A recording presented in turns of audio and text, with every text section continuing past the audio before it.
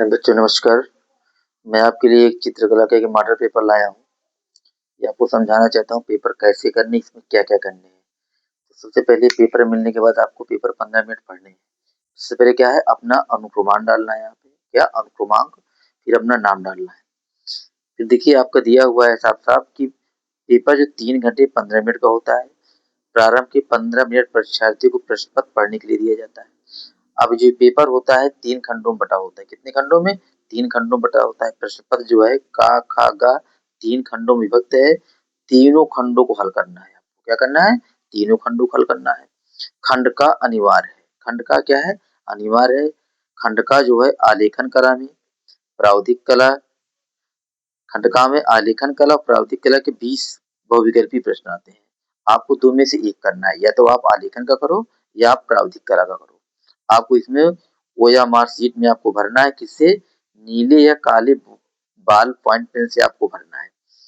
अब देखिए इसमें दिया गया है जो अब खंडखा में क्या है, खंडखा जो आपका है वो बटा है प्राकृतिक दृश्य चित्रण में, आलेखन में और प्रावधिक कला में बटा हुआ। इसमें से केवल एक करना है, खंडका में एक करना है, चाहे आप प्राकृतिक दृश्य चित्रण से करो या आलेखन करो या प्रावधिक कला करो। तो जो आलेखन वाले बच्चे हैं वो आलेखन से करेंगे, इसमें काम में भी आलेखन से करेंगे और खंड खा में भी करेंगे। खंड आपका जो गा आता है वो इसमें चित्रण के प्रश्न दिए गए हैं इसमें। अब देखिए आगे पहले मैं आपको समझा रहा हूँ करना कहाँ कहाँ से। देखो सबसे पहले क्या है, सबसे पहले आपको जो आपके 20 प्रश्न आते हैं बहुविकल्प वाले, कौन से बहुविकल्प वाले आते हैं। देखिए इसमें क्या दिया गया है, माने इस खंड में आलेखन अथवा प्रावधिक कला के प्रत्येक 20 बहुविकल्पी प्रश्न है, जिनमें से किसी एक के 20 बहुविकल्पी प्रश्न करने हैं। क्या करने हैं? बहुविकल्पी प्रश्न करने हैं। इसमें यदि आपको ये कौन सा करना है, यदि आलेखन करना है तो आपको OMR शीट में ए नंबर आपको क्या करना है, गोला करना है। क्या करना है? ए गोला करना है। अब देखिए इसमें जो है पहला प्रश्न क्या पूछ रहा है, रेखा क्या है। पहला प्रश्न क्या है, रेखा क्या है। दो बिंदुओं के बीच की दूरी को क्या कहते हैं, हम रेखा कहते हैं। किसको? दो बिंदुओं के बीच की दूरी को क्या कहते हैं, रेखा कहते हैं। जो दूसरा प्रश्न आपका क्या पूछ रहा है, दूसरा प्रश्न आपका पूछ रहा है कि इंद्रधनुष में कितने रंग होते हैं। कितने रंग होते हैं? 7। कितने? 7 रंग होते हैं। अगला प्रश्न है, पूछ रहा है कि हरा रंग जो है नेत्रों पर कौन सा प्रभाव डालता है। तो हरा रंग जो है ठंडा प्रभाव, कौन सा? ठंडा प्रभाव डालता है। अगला प्रश्न पूछ रहा है कौन सी पेंसिल से बनाई गई रेखा अधिक काली होती है। क्या होती है? अधिक काली होती है। इसमें उत्तर हो जाएगा 2B। क्या हो जाएगा? 2B।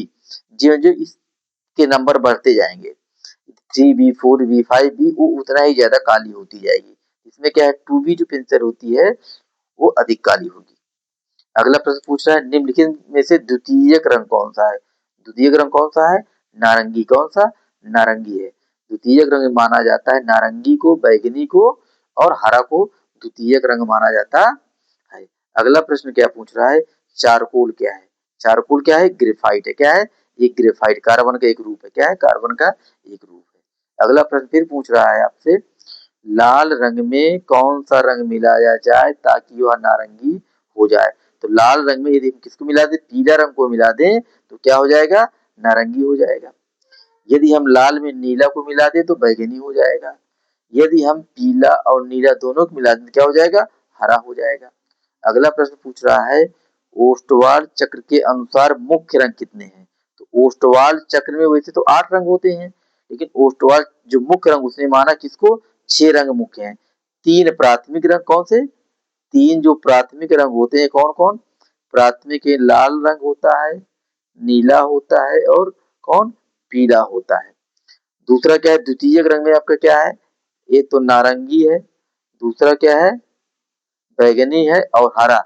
इन्हें क्या माना गया है, मुख्य रंग माना गया है या इन्हें आदर्श रंग माना गया है। अगला प्रश्न क्या कह रहा है, अगला प्रश्न पूछ रहा है कि प्राथमिक रंग कितने प्रकार के होते हैं। प्राथमिक रंग कितने हैं, 3 प्रकार के, कौन, लाल, नीला और पीला। फिर अगला प्रश्न पूछ रहा है किस नंबर के ब्रश से बारीक लाइन बनाते हैं। तो 1 नंबर का जो ब्रश होता है उससे बारीक लाइन बनती है। हम जो जो इसका नंबर बढ़ाते जाएंगे उतनी उसकी लाइन क्या मोटी होती जाएगी। अगला प्रश्न है काला शब्द किस भाषा का है? कौन सा काला शब्द किस भाषा का है? तो काला शब्द जो है संस्कृत भाषा, किसका? संस्कृत भाषा का है। अब अगला प्रश्न पूछ रहा है निम्नलिखित में से कौन सा रंग क्या है? उदासीन है। क्या है? उदासीन है। तो काला रंग क्या है? उदासीन है। कौन सा? काला रंग उदासीन है। इसे तटस्थ भी कहा जाता है। अगला पूछ रहा है निम्न में से मोटा ब्रश कौन सा है? तो मोटा ब्रश कौन सा है? 6 नंबर। कौन सा? 6 नंबर का ब्रश कौन सा है? ये मोटा ब्रश होता है। अगला प्रश्न है कौन सा रंग का माध्यम क्या होता है? पारदर्शी होता है। क्या होता है? पारदर्शी होता है। तो जल रंग होता है। जल रंग का माध्यम क्या होता है? पारदर्शी होता है। क्या होता है? पारदर्शी होता है। ये सिर्फ आलेखन के बच्चों के लिए है। अगला प्रश्न पूछ रहा है गरम रंग कितने होते हैं? कौन सा? गरम रंग कितने होते हैं? 4 होते हैं। गरम कौन कौन से हैं? सबसे पहले तो लाल गरम रंग है आपका, फिर क्या है? पीला भी गरम रंग है, और कौन सा है? नारंगी। कौन सा? नारंगी भी है, और कौन सा है? बैगनी भी आपका क्या है? गरम रंग है। अगला प्रश्न पूछ रहा है कि कमरे की, किसके? कमरे की छत हेतु कौन सा आलेखन उपयुक्त है? जो केंद्रीय आलेखन होता है वो कमरे की छत के लिए उपयुक्त होता है। अगला प्रश्न पूछ रहा है आकृतियों की पुनरावृत्ति करने के लिए किस पेपर का उपयोग किया जाता है? Tracing paper. कौन सा? ट्रेसिंग पेपर का उपयोग किया जाता है। अगला प्रश्न देख रहा पूछ रहा है ओस्टवाल कलर चार्ट में, इसमें ओस्टवाल कलर चार्ट में कितने रंग होते हैं? 8 रंग। कितने रंग होते हैं? 8 रंग होते हैं। देखिए ये होता है ओस्टवाल कलर चार्ट जो होता है, इसमें कितने रंग होते हैं? 8 रंग होते हैं। सबसे पहले यहाँ क्या माना जाता है? पीला है। फिर दूसरे नंबर पर क्या है? नारंगी है। फिर यहाँ पे क्या है? लाल है। यहाँ क्या है? बैगनी है। यहाँ क्या है? नीला है। यहाँ क्या है? आसमानी है। यहाँ पर क्या है? समुद्री हरा है। और यहाँ पे धानी है। तो ओस्टवाल चक्र में जो बीच वाली लाइन की इधर जितने ये होते हैं गरम रंग, क्या होते हैं? गरम रंग होते हैं। इस तरफ जो होते हैं इन्हें कहते हैं ठंडे रंग। क्या कहते हैं? ठंडे रंग कहते हैं। और जो ये खाने के बीचों बीच होते हैं इन्हें एक दूसरे का विरोधी रंग कहा जाता है। अगला प्रश्न है आपका वर्ण का अर्थ क्या होता है? वर्ण का अर्थ यहाँ क्या होता है? रंग होता है। क्या होता है? रंग होता है। अगला प्रश्न पूछ रहा है बनावट की दृष्टि से आलेखन कितने प्रकार के होते हैं? 4 प्रकार। कितने प्रकार के? 4 प्रकार के होते हैं। इसके बाद देखिए आलेखन के जो बच्चे होते हैं उन्हें और कौन सा प्रश्न करना है? इसके करने के बाद आपको प्रावधिक कला के जो प्रश्न है इन्हें नहीं करने हैं। फिर आपको आ जाना है कहाँ? खंड खा में आ जाना। कहाँ? खंड खा में आपको आ जाना है। खंड खा में इसमें 3 प्रश्न दिए होते हैं। प्राकृतिक दृश्य चित्रण, आलेखन और प्रावधिक कला में से केवल एक करना है। इसमें से क्या? सिर्फ एक करना है। यदि आप प्राकृतिक दृश्य चित्र करना चाहते हो इसको कर लो, अगर इसे आपको नहीं करना है तो आप आलेखन कर लो। क्या कर लो? आप आलेखन वाला पोर्शन आप कर लो। आलेखन में क्या कह रहा है देखो, अपनी ड्राइंग शीट पर 16 गुणे 12 सेंटीमीटर के आयत में पूर्ण मौलिक इकाई वाला अलंकारिक आलेखन बनाइए जिसमें भारतीय पुष्प, पत्ती, कलियां, बतख हो। क्या हो? बतख भी हो।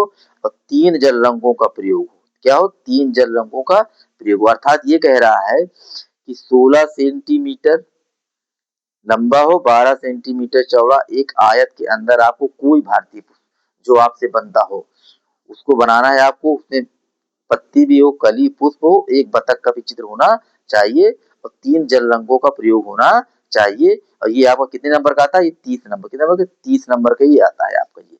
इसके बाद आता है प्रावधिक कला वाला।